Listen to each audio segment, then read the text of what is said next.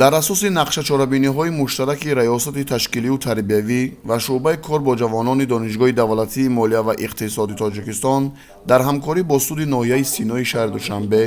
давоми 2 моҳи охир силсила чорабиниҳои сиёсии идеологӣ бо усули факултет ба факултет бароҳ монда шуда ба таври мунтазам баргузор гардиданд. мақсад аз баргузории чунин чорабиниҳо баланд бардоштани маърифати сиёсиву ҳуқуқии донишҷӯён, таҳкими ҳисси масъулиятшиносӣ, пешгирии зуҳуроти номатлуб ва тарбияи ҷавонон дар рӯҳияи ватандӯстӣ ва худшиносии миллӣ арзёбӣ мегардад. қисмати ҷамъбастии чорабиниҳои мазкур санаи 25 апрели соли 2026 дар толори фарҳангии донишгоҳ бо иштироки намояндагони суди ноҳияи Синои шаҳри Душанбе баргузор гардид. дар чорабинӣ судяҳо Зуҳурзода Давлатмурод Боймурод, Раҳмон Далер Сафарбек, Бародзода Суҳроб Таваккал, Ҳусейнзода Ҷомӣ Давлаталӣ, Умарзода Масрур Мансурҷон, Гулаҳмадзода Мавзуна Давлаталӣ ва мушовири суд Кенҷазода Обиҷон ҳамроҳ иштирок ва суханрӯй намуданд.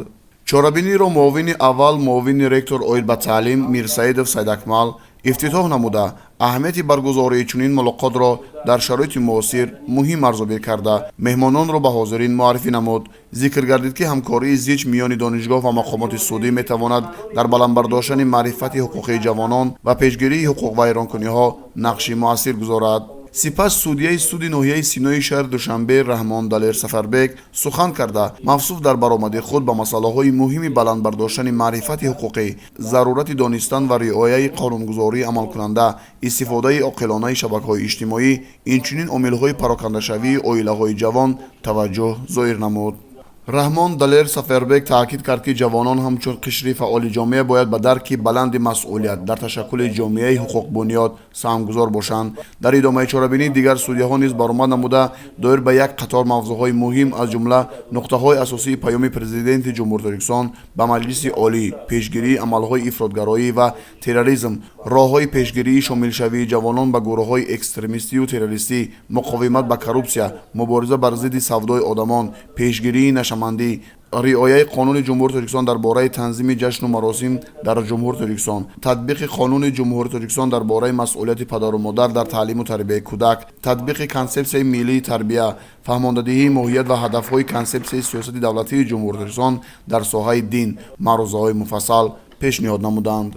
қайд гардид ки татбиқи самараноки санадҳои меъёрии ҳуқуқӣ ва баландбардоштани сатҳи маърифати ҳуқуқии шаҳрвандон, махсусан ҷавонон, омили калидии пешгирии ҷинояткорӣ ва таъмини суботи амният дар ҷомеа мебошад. дар фарҷоми чорабинӣ сардори раёсати ташкилию тарбиявӣ Сиёвуш Ҳабибов баромад намуда ба намояндагони суди ноҳияи Синои шаҳри Душанбе барои ҳамкориҳои судманд ва дар давоми 2 моҳ баргузор намудани дарсҳои сиёсии тарбиявӣ бо донишҷӯён изҳори сипос ва миннатдорӣ баён намуд. зикр гардид ки чунин иқдомҳо дар ташаккули ҷаҳонбинии ҳуқуқии ҷавонон, таҳкими ҳисси ватандӯстӣ ва пешгирии зуҳуроти номатлуб нақши муҳим дорад ва минбаъд низ идома хоҳанд ёфт. дар маҷмӯъ чорабинии мазкур дар сатҳи баланди ташкилӣ баргузор гардида ба баланд гардидани маърифати сиёсиву ҳуқуқии донишҷӯён, таҳкими робитаҳои мутақобилан судманд байни донишгоҳ ва мақомоти судӣ ва тарбияи ҷавонон дар рӯҳияи эҳтиром ба қонун ва арзишҳои миллӣ мусоидат намуд.